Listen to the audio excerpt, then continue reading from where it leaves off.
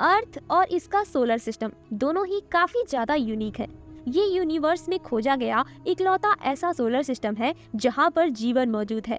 Scientist हर दिन कोई न कोई डिस्कवरी करते रहते हैं और जेम्स वेब टेलीस्कोप के आने से इन डिस्कवरी की संख्या पहले से काफी ज्यादा बढ़ गई है।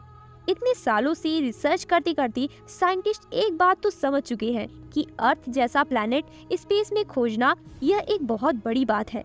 इसकी अपने तारे से दूरी, इसमें मौजूद एलिमेंट, इसका वायुमंडल, इसकी मैग्नेटिक फील्ड और इसकी रोटेशन और रेवोल्यूशन स्पीड सब कुछ ऑलमोस्ट परफेक्ट है। यही कारण है कि हम इंसान और करोड़ों जीव जंतु यहाँ पर सही सलामत जिंदा रह पा रहे हैं। लेकिन साइंटिस्ट को कई सारे ग्रह और सौरमंडल मिलते रहते हैं जो उनको आश्चर्यचकित कर देते हैं। अल्फा सेंटोरी नाम का ऐसा ही एक सोलर सिस्टम है। ये हमारे सूर्य से नजदीक सोलर सिस्टम है। तो आज की इस वीडियो में हम इसी के बारे में जानेंगे, तो लास्ट तक जरूर बने रहे। अल्फा सेंटोरी स्टार सिस्टम के बारे में हम इंसान बहुत पुराने समय से जानते हैं, क्योंकि ये आसमान में काफी क्लियर दिखता है।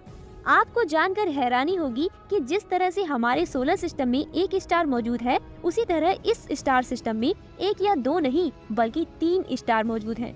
इन तारों के नाम Alpha Centauri A, Alpha Centauri B और प्रॉक्सिमा सेंटोरी है। अब आपके दिमाग में ये बात जरूर आई होगी कि पहले और दूसरे स्टार का नाम लगभग एक जैसा है, तो तीसरे का नाम इतना अलग क्यों?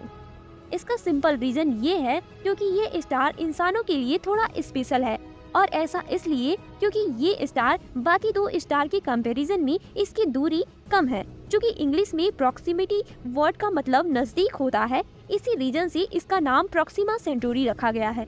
ये स्टार हमारे सोलर सिस्टम से 4.27 लाइट ईयर दूर है।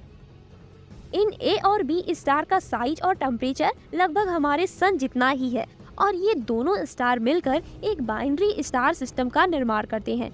अल्फा सेंटोरी ए और अल्फा सेंटोरी बी को एक दूसरे का चक्कर लगाने में 80 सालों का वक्त लगता है। हालांकि प्रॉक्सिमा सेंटोरी एक रेड डॉर्फ स्टार है।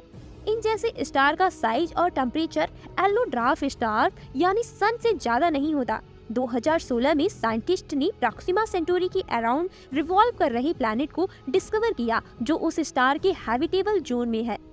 हैबिटेबल जोन किसी स्टार के अराउंड ऐसा एरिया होता है जहां पर वाटर लिक्विड स्टेट में पाया जाता है। इस एरिया में टेम्परेचर और रेडिएशन लेवल न ही ज्यादा होता है और न ही बेहद कम, और हैबिटेबल जोन में जीवों की पनपने की आशंका बहुत ज्यादा होती है। हमारी पृथ्वी भी सन के हैबिटेबल जोन में ही है, जिससे यहाँ पर ज्यादा टेम्परेचर और ज्यादा रेडिएशन देखने को नहीं मिलता है। तो सबसे पहले रिसर्च के लिए इस ग्रह पर पहुँचना अभी के लिए बहुत बड़ा टास्क है। प्रॉक्सिमा सेंटोरी स्टार हमसे 4.2 लाइट ईयर दूर है। अगर हम इस जगह पर लाइट की स्पीड से जाने का प्रयास करते हैं, जो कि इस टाइम इम्पॉसिबल है, तो वहां तक पहुंचने में 4 साल से भी ज्यादा टाइम लगेगा। हम इंसानों द्वारा बनाई गई सबसे तेज ट्रेवल करने वाली कोई चीज है तो वो है पार्कर सोलर प्रोब। इसकी स्पीड करीब 6,90,000 किलोमीटर पर आवर की स्पीड से ट्रेवल कर सकता है। इसका मतलब करीब 200 किलोमीटर प्रति सेकेंड। अगर हम इस रफ्तार से प्रॉक्सिमा सेंटोरी पर जाने की कोशिश करेंगे तो इसमें लगभग 6,000 साल से ज्यादा का समय लग सकता है, जो किसी भी तरह से पॉसिबल और फिजिबल नहीं है। तो आप इस बात का अंदाजा लगा ही सकते हैं कि हमारे सोलर सिस्टम से सबसे नजदीक स्टार होते हुए भी ये कितना दूर है। अब मान लीजिए कि किसी तरह हम प्रॉक्सिमा सेंटोरी पर जाते हैं, तो सबसे पहले हमें ये दिखाई देगा कि प्रॉक्सिमा सेंटोरी एक बेहद लाल तारा है, जिसका टेम्परेचर सन के कंपैरिजन में काफी ज्यादा कम है। हमें उस स्टार सिस्टम की बाकी 2 तारे अल्फा सेंटोरी ए और अल्फा सेंटोरी बी काफी क्लियर दिखाई दे रहे होंगे।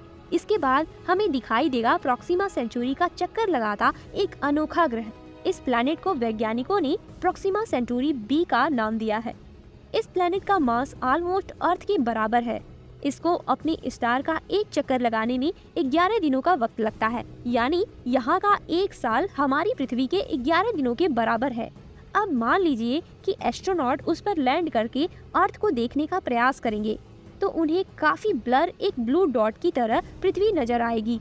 और अब अर्थ का एक क्लियर व्यू देखने के लिए एक टेलीस्कोप लगाया जाता है, तो उस टेलीस्कोप में हमें 4 साल पहले का व्यू देखने को मिलेगा। ये वही समय है जिसमें पृथ्वी से टकराकर वहां से चले प्रकाश जितना है। क्योंकि ये स्टार हमारी पृथ्वी से लगभग 4 लाइट ईयर दूर है, इसलिए लाइट को वहाँ तक पहुँचने में 4 सालों का वक्त लगेगा और इसीलिए हमें 4 साल पहले का व्यू दिखाई देगा। अगर इसी तरह आज के समय लगभग 6.5 करोड़ लाइट ईयर दूर किसी टेलीस्कोप को सेट कर दिया जाए और वहाँ से अर्थ को देखा जाए तो हमें डायनासोर या उनकी तबाही देखने को मिलेगी। इसका मतलब रात के समय जब हम आसमान के तारों को देखते हैं तो वो उनका पास्ट दिख रहा होता है, वास्तव में वह खत्म हो चुके होंगे या उनकी स्थिति में परिवर्तन हो चुका होगा। खैर, कहने को तो हम अभी के समय टेक्नोलॉजिकली एडवांस हो चुके हैं, लेकिन इतने भी एडवांस नहीं हुए कि जाकर दूसरे ग्रहों पर अपनी बस्ती बसा सके। अभी तक तो अपने सोलर सिस्टम को पूरी तरह से ऑब्जर्व नहीं किया गया है, तो दूसरे सोलर सिस्टम में जाकर उनके ग्रहों पर रिसर्च तो दूर की बात है। अगर आप ऐसे ही वीडियोस देखना चाहते हैं तो वीडियो को लाइक करें और चैनल को सब्सक्राइब करना ना भूलें।